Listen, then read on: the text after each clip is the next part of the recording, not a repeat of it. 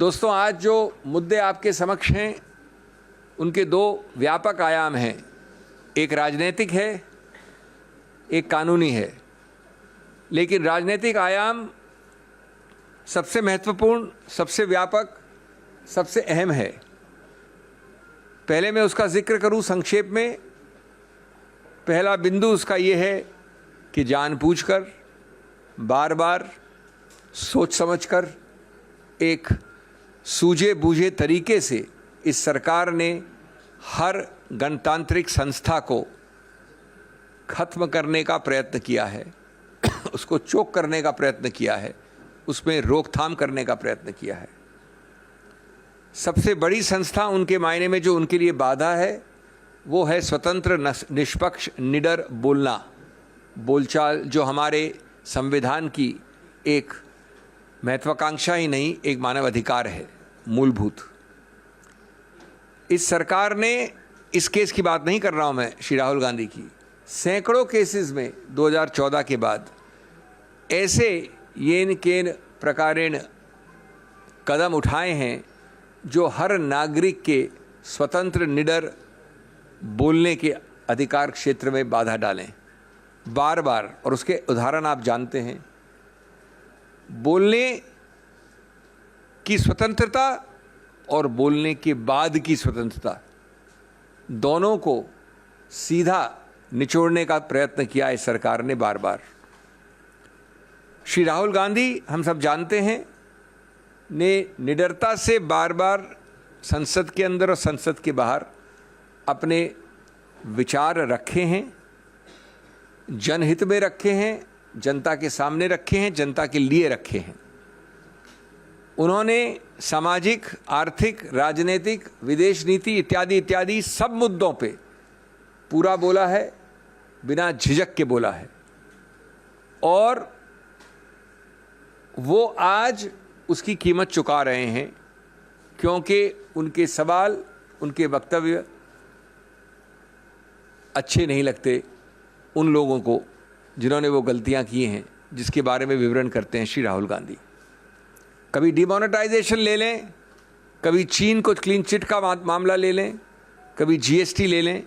ये सब मुद्दे वो हैं और इनके अलावा और भी हैं जो इस सरकार को, जिनसे घिन्न है और जो उठाते हैं उनको दंडित करना उनका अनिवार्य रूल है। राहुल गांधी विदेश जाते हैं तो बोल नहीं सकते। एक झूठे, आडंबरी राष्ट्रवाद के आधार पर उनकी आवाज़ को रोका जाता है। एक अजीबोगरीब, बनाई हुई, बनावटी राष्ट्रवाद का बहाना लेकर उन पे आरोप लगाए जाते हैं।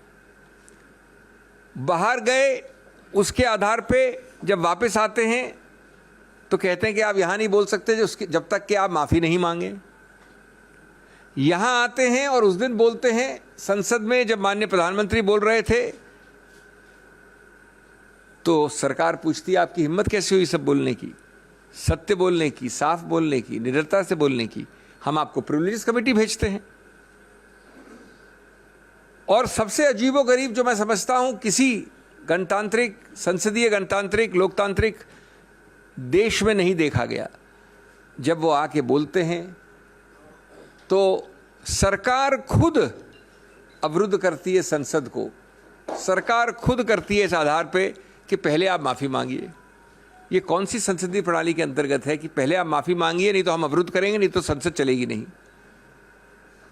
तो ये इसी प्रक्रिया का एक और उदाहरण है, जहां मुंह खोलें, झूठे बेमानी केसेस दायर करिए, डराइए, धमकाइए, और हम आश्वस्त हैं कानूनी प्रक्रिया में कि हम जीतेंगे, स्टे ऑफ कन्विक्शन हमें मिलेगा। लेकिन जहाँ तक सरकार का सवाल है, उन्होंने ये सब प्रयत्न किए हैं, बार बार किए हैं। जहाँ तक कानूनी पक्ष है, मैं बड़े संक्षिप्त रूप में आपको बता दूं, कल बताया था मैंने, थोड़ा उसको और विस्तार से बता दूं, लेकिन संक्षिप्त रूप से, कि जब आप जल्दबाजी करते हैं तो गलतियों के ऊपर गलतियां करते हैं, संवैधानिक और कानूनी गलतियां करते हैं। मैं आपको 2-3 उदाहरण देके अपनी बात खत्म करना चाहता हूं। ये मामला, ये वारदात कोलार कर्नाटक में हुई, 2019 में हुई। उसकी कंप्लेंट कहाँ दर्ज की गई? सूरत, गुजरात में, एक दो जगह और भी की गई, बिहार में, रांची में। तो जब ऐसा होता है कि वारदात, फौजदारी वारदात कहीं हुई हो अमुक जगह और फौजदारी वारदात की कंप्लेंट किसी दूसरे प्रदेश में हो, तो कानून विधायिका ने बहुत पहले एक संशोधन द्वारा एक नया प्रावधान बनाया था, कई वर्ष हो गए, जो बाध्य है, जो स्पष्ट है कि जब ऐसा हो तो आपको एक 202 कहते हैं, उसके अंतर्गत एक निरीक्षण परीक्षण करना पड़ेगा, इंक्वायरी करनी पड़ेगी, या तो मैजिस्ट्रेट खुद करे या पुलिस द्वारा करे कि क्या उस मैजिस्ट्रेट का अधिकार क्षेत्र बनता है। जब तक वो मैजिस्ट्रेट ये शुरुआत में नहीं करता है इंक्वायरी, तब तक वो कंप्लेंट से आगे नहीं बढ़ सकता। रोचक बात ये है कि ये मुद्दा स्पष्ट रूप से इस श्री राहुल गांधी केस में उठाया गया, जजमेंट में लिखा है, लेकिन निर्णित कहीं नहीं है। ये इंक्वायरी कहीं नहीं हुई गुजरात मैजिस्ट्रेट द्वारा, यद्यपि ये मामला आया है कोलार, कर्नाटक से। ये एक उदाहरण है कई और अहम मुद्दों का के साथ। एक दूसरा उदाहरण, और आप अपनी कंक्लूजन लगा सकते हैं, जो मैं आपको 3 तारीखें देना चाहता हूँ। एक विचित्र बात हुई, जो याचक है, इसमें कंप्लेनेंट है, वो अप्रैल में 2019 में कंप्लेंट फाइल करता है। 2021 जून में श्री राहुल गांधी उस मैजिस्ट्रेट के सामने पेश होते हैं जो सूरत का मैजिस्ट्रेट था, उस वक्त एक मिस्टर दवे थे। 1 साल तक रुकने के बाद याचक वापस एक अर्जी देता है कि श्री राहुल गांधी वापस पेश हो। जब मार्च 2022 यानी पिछले वर्ष वो दूसरी याचिका बार बार उनको बुलाकर तंग करने की प्रक्रिया पे मैजिस्ट्रेट वो खारिज कर देता है, तो याचक कंप्लेनेंट हाईकोर्ट जाता है और अपनी कंप्लेंट का खुद एक स्टे ले लेता है। अपनी कंप्लेंट का खुद स्टे कि ये आगे नहीं चलेगी। 1 साल तक वो पड़ी हुई है, 11 महीने से उसका कुछ नहीं करता है, सब कुछ ठीक है उसके लिए। अचानक वो वापस जाके फरवरी इस वर्ष फरवरी में, यानी पिछले महीने, हाईकोर्ट को कहता है कि साहब अब काफ़ी एविडेंस आ गई है, अब मैं अपनी खुद का स्टे को वापस लेना चाहता हूँ, स्टे को आप निरस्त कर दीजिए, यानी स्टे को स्टे कर दीजिए, स्टे को हटा दीजिए। हाईकोर्ट करता है और वापस जाके मैजिस्ट्रेट जो अभी तक बदल गया है, एक नया निर्णय आ जाता है जो अभी कल आया। आप अपने आप चित भी अपनी, पट भी अपनी, अपने आप लकीरों के बीच क्या हो रहा है समझ सकते हैं, संज्ञान कर सकते हैं। मैं अंत में ये कहूँगा, श्री राहुल गांधी की आवाज़ इतना आसान नहीं है दबाना, कांग्रेस की आवाज़ इतना आसान नहीं है दबाना। आप देख रहे हैं कल से आज और आगे चलेगा एक अभियान, एक विरोध, चाहे वो डिस्ट्रिक्ट पे हो, ब्लॉक पे हो, प्रदेश पे हो, और चाहे वो संसद और संसद के बाहर हो।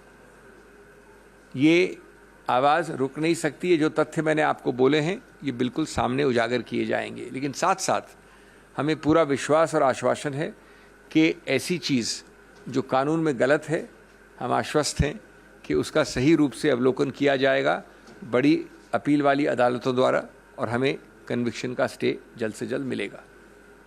एक अंत में बात आपको और मैं शेयर कर लूँ जो कल नहीं बोली थी। हम चाहे उसको हम समक्ष रखें या न रखें, उसके ऊपर हम एक्शन ले या न लें, लेकिन आपके साथ अवगत करनी आवश्यक है। उसके 2 पक्ष हैं, मैं ये नहीं कह रहा हूँ कि एक ही पक्ष है। एक प्रावधान है हमारे संविधान में 103, उस प्रावधान के अंतर्गत डिस्क्वालिफिकेशन जिसको कहते हैं, जहाँ सांसद का सवाल है, वहाँ सिर्फ माननीय राष्ट्रपति कर सकता है। ये लिखा है प्रावधान में, किसमें? संविधान के प्रावधान। और साथ साथ ये लिखा है कि संविधान के प्रावधान के अंतर्गत जब राष्ट्रपति करता है तो उसको पहले एक सुझाव, एक रिकमेंडेशन लेना पड़ता है चुनाव आयोग से। ये तो मानी हुई बात है कि इस बार राहुल गांधी के विषय में नहीं हुआ ये, न कुछ पहले विषयों में ऐसा हुआ है। अब इसमें जो दूसरा पक्ष है वो ये है कि चुनाव आयोग का मानना है, और चुनाव आयोग इसी प्रक्रिया को फॉलो करती है और केसेस में, कि जब कन्विक्शन कोर्ट द्वारा है, न्यायपालिका द्वारा है, तो राष्ट्रपति के पास जाने की आवश्यकता नहीं है। इसलिए हम चुनाव आयोग उसको कभी भी नोटिफाई कर सकते हैं। हमें राष्ट्रपति के पास सुझाव लेके जाना और राष्ट्रपति की अनुमति लेने की आवश्यकता नहीं है। जो रोचक कानूनी मुद्दा इस पे उठता है वो ये है कि संविधान में जो लिखा है 103 में स्पष्ट लिखा है, उसको क्या चुनाव आयोग तो क्या उच्चतम न्यायालय भी क्या बदल सकता है? सिर्फ इस आधार पे कि एक केस था लोक प्रहरी का, उस केस में चुनाव आयोग ने स्टैंड अपना रखा था। उच्चतम न्यायालय ने ये नहीं कहा कि वो स्टैंड सही है या गलत है, लेकिन उसके बाद से चुनाव आयोग ने एक सर्कुलर निकाल रखा है जिसमें वो कहते हैं कि जहां पर कन्विक्शन कोर्ट द्वारा है वहां पर हम राष्ट्रपति के पास नहीं जाएंगे, न जाना आवश्यक है। तो ये एक विरोधाभास है। संविधान के टेक्स्ट को आप ज़्यादा महत्व देंगे या चुनाव आयोग की प्रक्रिया को? इसका उत्तर मैं समझता हूँ सीधा है। तो ये भी एक शायद त्रुटि है इस प्रकार के 24 घंटे में निकाले हुए चुनाव आयोग के नोटिफिकेशन की। बहुत बहुत धन्यवाद। साथियों, जो अभी सिंघवी जी ने कहा है, मैं एक दो बात और कहना चाहता हूँ।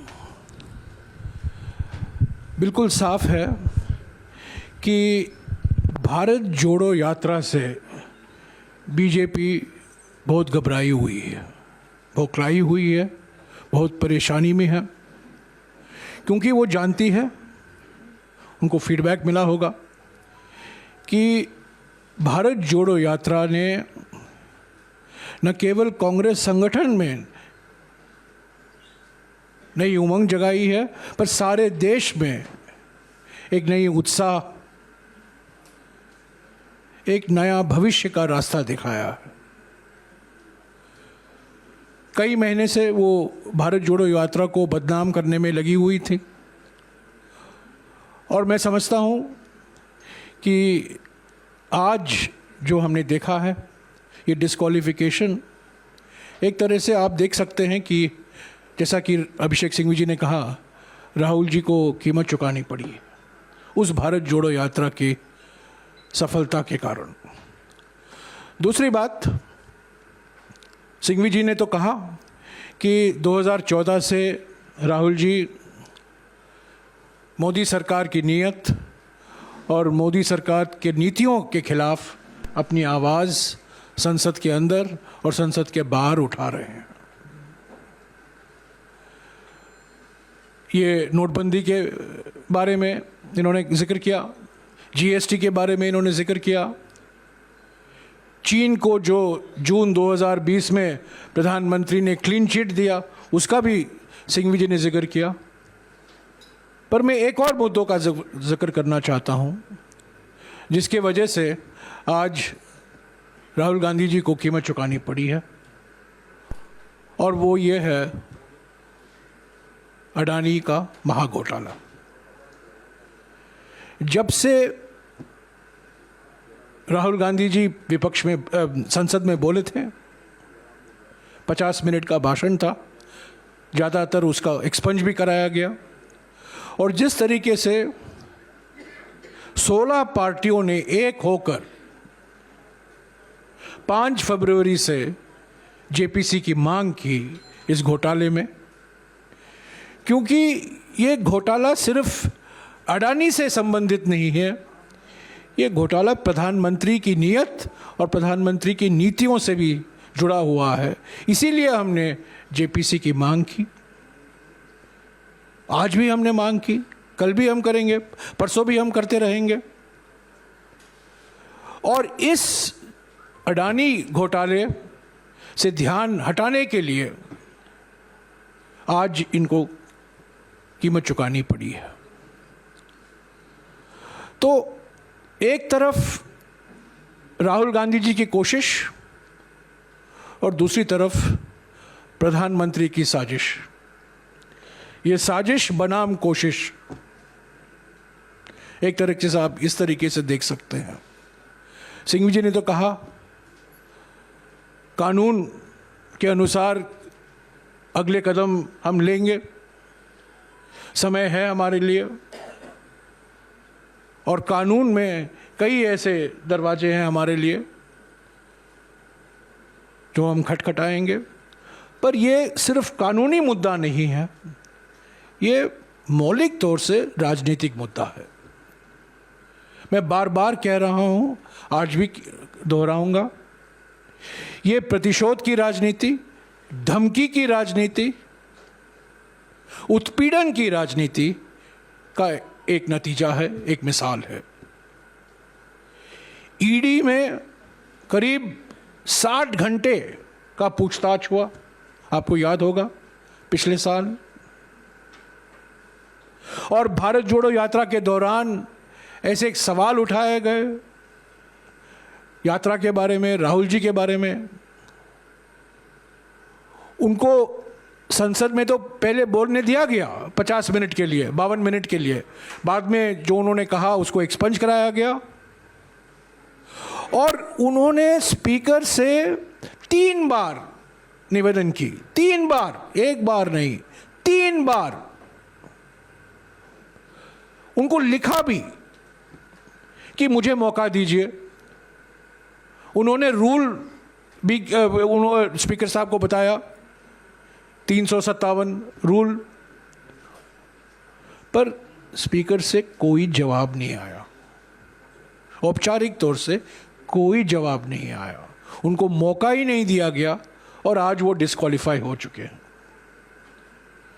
तो ये कानूनी मुद्दा तो है, कानूनी तरीके अपनाएंगे। कानून में जो प्रावधान है, सिंघवी साहब ने गिनाया है, उस पर अगले कदम लिया जाएगा। पर ये राजनीतिक जो मुद्दे उठते हैं, आज 5 बजे को कांग्रेस अध्यक्ष ने सभी पीसीसी अध्यक्षों और सीएलपी लीडरों के साथ बैठक बुलाई है। इस पर हम विचार करेंगे। आज तो फाइनेंस बिल पास हो गया है लोकसभा में, तो सोमवार के बाद पार्लियामेंट का चलने की गुंजाइश मुझे तो नहीं दिखती है। पर हम अगले 4 महीने तक पार्लियामेंट तो नहीं चलेगा, अगला सत्र आएगा जुलाई के बीच में। अगले 4 महीने के लिए तो हमें इसको अलग अलग राज्यों में मुद्दा ले जाना पड़ेगा और ये राजनीतिक लड़ाई बरकरार रहेगी। हम इससे पीछे हटेंगे नहीं। राहुल गांधी जी कोई धमकी से डरने वाले नहीं हैं। और मैं फिर से दोहराऊंगा जो उन्होंने एक बार इसी मंच से कहा था आप लोगों को, जो खुद डरते हैं वो दूसरों को डराते हैं। क्योंकि नरेंद्र मोदी जी डरे हुए हैं, वो बार बार राहुल गांधी जी को और अन्य विपक्ष के नेताओं को डराते रहते हैं, धमकियां देते रहते हैं।